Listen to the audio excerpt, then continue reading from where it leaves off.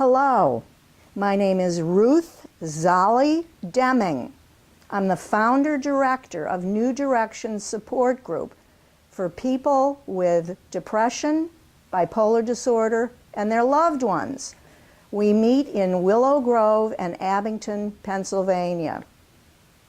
I'm going to read a selection of my poetry, and I'm going to read slowly so that you can understand what the poem is all about.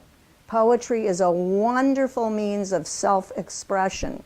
The first poem is called Turquoise Nail Polish, and I'm dedicating it to my poet friend Carolyn Constable, who introduced me to the wonders of Mary Oliver and her poetry. Turquoise Nail Polish. Blue Horses, Mary Oliver's new book, boasts lines like, "Wanting to see the most beautiful thing that has been in my house. It's not about owls or gray sparrows or that large man-sized dog she's been photographed with. Rather, meet Ann Taylor, her new love." As my breath catches on each line, she is nearing 80 and diagnosed for several years with cancer. I must confess that I too am stunned by the most beautiful thing residing in my house. My turquoise nails, which stop me every few minutes, like Rita Hayworth turning men's heads, like it or not. Surely, in the forests of the Amazon, birds of this color strut before their would-be mates, plumage sprouting like crowns from their quickly turning heads. And the noises they make, listen, and you shall hear it unlike any other. Not Samuel Barber, nor Bach, nor Ethan Iverson.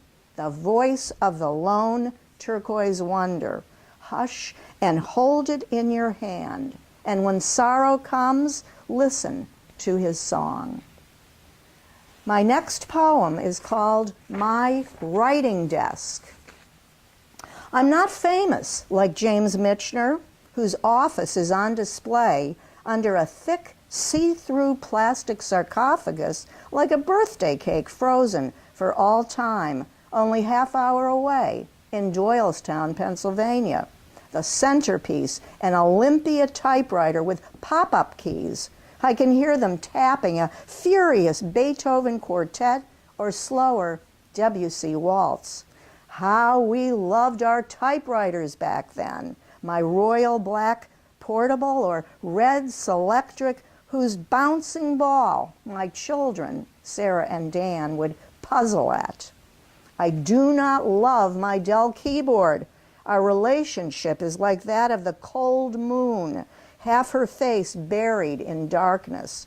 My office, where I compose in my chipped red nail polish and pre-owned striped pajamas, which makes me feel like George Eliot, is a haven of light. Huge bulletin boards hang with email photos of beloveds I look to for inspiration. Hey Lynn's tummy time, or little Max turning pages of his book. I stare for 5 hours straight at the moonbright screen, which screams at me without cessation, "Who do you think you are, daring to write?" I reach for another cashew, pretend I am deaf, and a world-famous poet. Fronts sheared off. As I lie falling asleep at night, bedroom facing the street, I picture the walls of my yellow house crumbling away. Here I am revealed to all in my striped pajamas, curled up on my side, books, reading glasses, and tissues strewn on the husband's side of the bed. I lie under the tiger blanket used by Father when he was dying. A white feather comforter atop that, an occasional duck feather quacking its way out. Noises are few. The furnace clears its throat. The fridge hums a Beethoven sonata, and the water dispenser on the outside is lit up like the Milky Way when I enter the dark kitchen. I sit up. An unfamiliar noise. Is it the intruder I've been fearing all my life? I open the front door. The stars pounce on me. The birdhouses quiver. Barefoot, I step onto the cold stone steps, littered with autumn leaves. I pick up a red maple and press it to my lips. A star fallen to the earth. Black Friday. I hope this last day of November finds you well. Once the body learns how to make cancer cells, her oncologist told her, they look for hidden opportunities. There's no going back, like learning to read.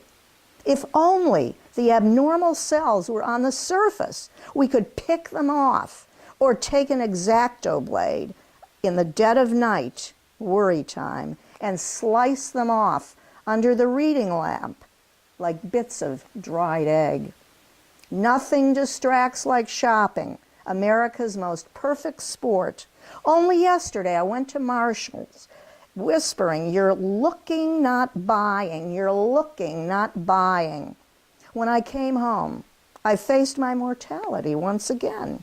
The new credit card, the security code reads 888, expires in 4 years, just in time for my 72nd birthday. The words look hideous to me, but someday I'll consider that young. Does it ever cross your mind, as it does mine from dusk to dawn, that someday they'll all be dead? Every last one of them, wept for, buried, cremated, bodies given to science, as a new generation begins the rhyme all over again. Come with me and stand by the window. The leaves on the maple are withered and shrunk, dangling like dry tea bags ready to drop. Swirls of branches I never noticed quiver in the cold. They loop round, creating a vacuum in the sky.